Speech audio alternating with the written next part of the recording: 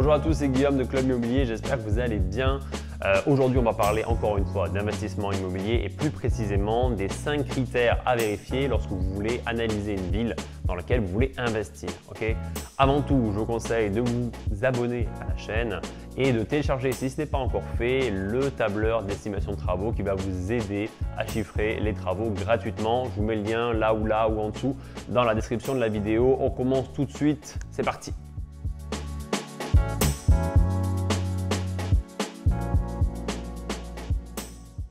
Donc voilà, on va parler aujourd'hui des 5 critères à vérifier lorsque vous voulez analyser une ville dans laquelle vous souhaitez investir.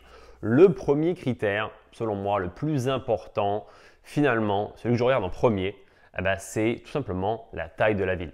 Ça peut paraître très bateau, mais c'est la première chose que je vais regarder, c'est la taille de la ville dans laquelle je vais investir. Donc en fonction de cette taille, je vais mettre en face un niveau de risque. Plus la ville va être petite, plus on peut imaginer en effet que le niveau de risque est important. Alors, ce qui n'est pas tout le temps vrai, mais on peut imaginer malgré tout que plus la ville est petite, plus la demande locative peut être faible, pas en pourcentage, mais en tout cas en nombre. Donc, on peut imaginer forcément qu'on aura besoin d'une rentabilité supérieure dans des petites villes pour compenser ce risque. Donc, il faut simplement avoir conscience de cette taille. On va définir plusieurs catégories de villes en fonction de la taille. On va avoir ce que je vais appeler des toutes petites villes en dessous de 1500 habitants. On va avoir des petites villes entre 1500 et 10 000 habitants. Et après, au-delà de 10 000 habitants jusqu'à environ 50 000 habitants, j'appelle ça des villes moyennes. Et au-delà de 50 000 habitants, j'appelle ça des grandes villes. Voilà. C'est un classement qui est plutôt adapté en effet aux petites villes. C'est-à-dire qu'il est relativement précis sur les petites villes et très petites villes et il ne l'est pas trop forcément sur les plus grandes villes. Pourquoi? Parce que notre cœur de métier, c'est quand même les immeubles de rapport en province. C'est pour ça qu'on est plus concentré généralement sur les villes de moins de 50 000 habitants, entre 1500 et 50 000. C'est la fourchette généralement de ce qu'on va chercher en termes de taille de ville. Le deuxième critère qu'on va vérifier, c'est toujours lié à la population, mais ce n'est pas la taille, mais c'est la croissance de cette ville. La croissance démographique de la ville, elle est aussi importante. Si vous avez une ville de 10 000 habitants qui a une très forte baisse démographique, on va dire que vous perdez, 500 habitants par an. Ce qui est énorme, ce qui veut dire que dans quelques années, à un moment donné, vous allez diviser par 2 votre population. Il va y avoir évidemment beaucoup de logements vacants sur le marché, de bonne ou de mauvaise qualité, certainement de mauvaise qualité, mais en tout cas, il y aura beaucoup de produits sur le marché. Votre prix de votre immeuble va fortement baisser, le prix de la location va baisser aussi et c'est la catastrophe. Il y a un mix entre les deux à faire, entre la taille de la ville et la démographie. Qu'est-ce que ça veut dire? Ça veut dire simplement que si la ville est suffisamment grande et même si elle a une démographie négative, on aura toujours un besoin en logement. Autre exemple, si vous avez une ville qui fait 100 000 habitants, si vous avez une ville de 100 000 habitants qui perd, elle, 500 habitants par an, même dans 10 ans, vous serez tranquille. Parce que dans 10 ans, vous aurez perdu 5 000 habitants, vous serez à 95 000, donc ça n'aura pas beaucoup d'influence, et ça ne sera pas très grave et vous trouverez toujours des locataires. Pour 10 000 habitants, déjà, c'est beaucoup plus grave, C'est-à-dire que vous perdez, au bout de 10 ans, vous perdez la moitié de votre population, ce qui n'est pas acceptable. Par contre, autant une ville de 10 000 habitants qui perd 500 habitants par an, ce n'est pas acceptable. Autant une ville de 1 000 habitants qui en prend, 200 par an, ça m'intéresse. Parce qu'on se dit, là, il y a un potentiel. Là, on peut faire quelque chose. Il y a peut-être une évolution qui est intéressante. On va avoir un prix de l'immobilier qui va peut-être augmenter. On va avoir une demande qui va augmenter. On va avoir des loyers qui vont peut-être augmenter. Donc, c'est un juste milieu entre ces deux éléments, entre les 2 premiers critères qui va permettre de vous dire gigot ou gigot pas. Voilà. On y va ou on n'y va pas sur cette opération. C'est ça qui va vous permettre de vous définir si cette ville, elle est intéressante pour vous. Bon, et maintenant, le troisième critère. Le troisième critère, c'est l'offre. L'offre, c'est-à-dire quoi? C'est-à-dire l'offre sur le marché, ce qui est proposé par les autres bailleurs, les autres produits qui sont proposés en location. Donc, en fait, vous allez tout simplement sur le Bon Coin, vous regardez les produits qui sont proposés en location et vous analysez 2 éléments. Premièrement, le prix et la quantité. Je rajouterai un troisième élément. Sur ce troisième élément, je rajouterai la qualité. Donc, il y a la qualité, la quantité et le prix. C'est les 3 éléments hyper importants quand vous analysez l'offre du marché. L'offre du marché qui est proposée par vos concurrents. Bon. La quantité, qu'est-ce que ça veut dire? S'il y a beaucoup de produits sur le marché, qu'est-ce que ça veut dire? Est-ce que ça veut dire que c'est un marché qui potentiellement a beaucoup de produits, donc beaucoup de demandes? Est-ce que ça veut dire que c'est un marché qui a beaucoup de produits, mais qui n'arrive pas à les louer? On ne sait pas trop, d'accord? Les prix. Si vous êtes à, je sais pas moi, si vous avez des T2 à 500 € dans une ville de moins de 10 000 habitants, c'est très cher. Est-ce que ça veut dire que le mec ne louera jamais? Est-ce que ça veut dire que le prix du marché, c'est bien celui-ci?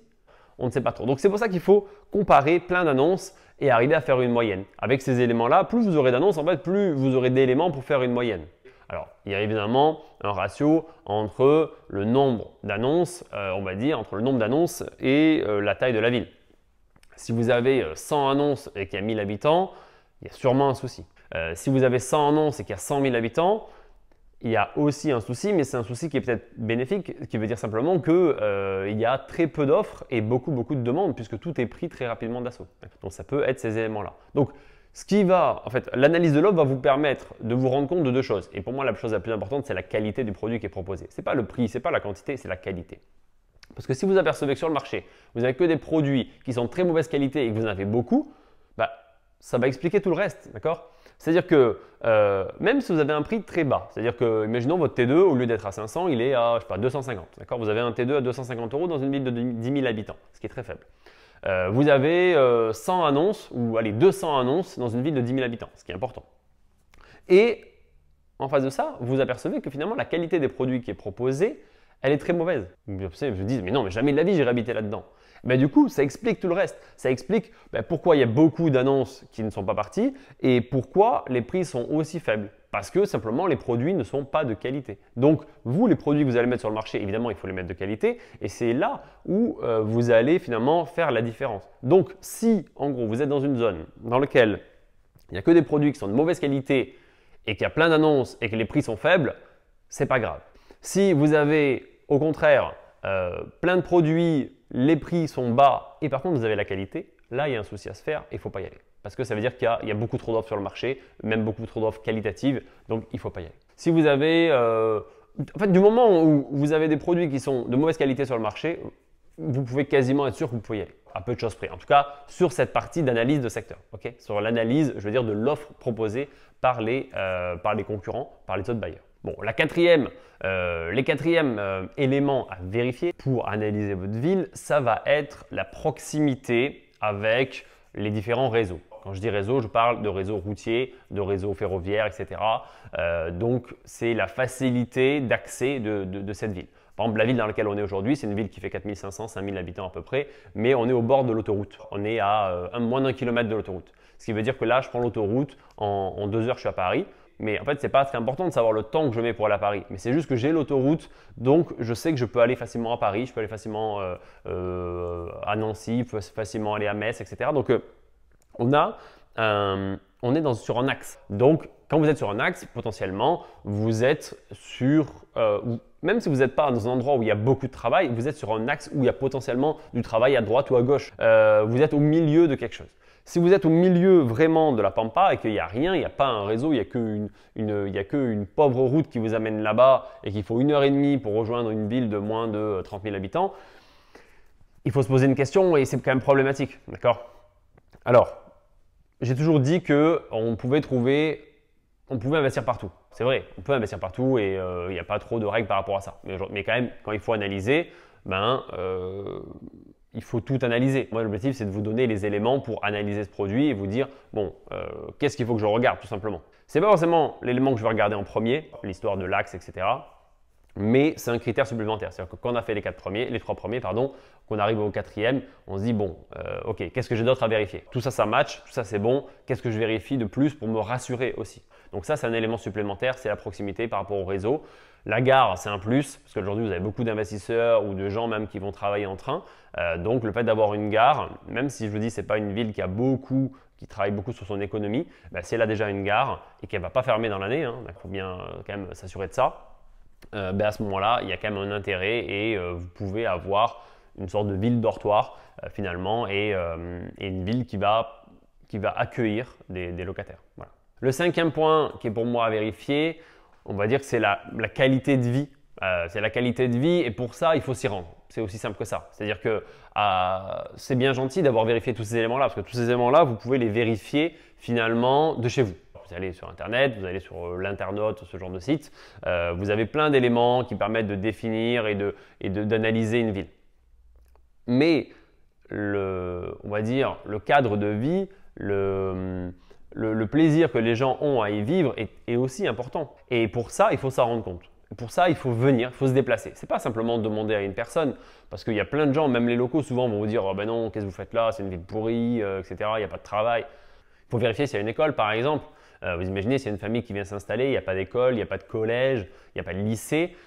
C'est problématique, c'est-à-dire que dès qu'ils vont avoir un enfant qui va avoir l'âge de marcher et de parler, ça va poser problème. Ils vont devoir déménager pour aller dans une plus grande ville et vous allez avoir aussi plus de turnover et vous allez perdre une partie finalement de la population.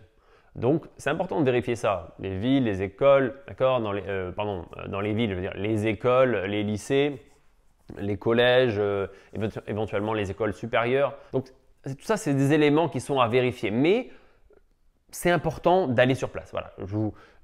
Quand vous avez un doute, quand vous ne savez pas trop, des fois vous vous dites « ouais non mais attends, 3000 habitants ou 2000 habitants, c'est très peu quand même ». Déplacez-vous. C'est vraiment le meilleur conseil que je puisse vous donner. Les 4 ou 5 autres conseils que je vous ai donnés, bien sûr qu'ils sont importants, ils sont factuels. Mais il y a un autre qui est très important, c'est le ressenti que vous allez avoir lorsque vous allez visiter, lorsque vous allez vous déplacer dans la ville. Vous allez sentir vous allez sentir, je dirais, pas l'âme de la ville, mais en tout cas, vous allez ressentir quelque chose par rapport à une énergie, par rapport à un dynamisme.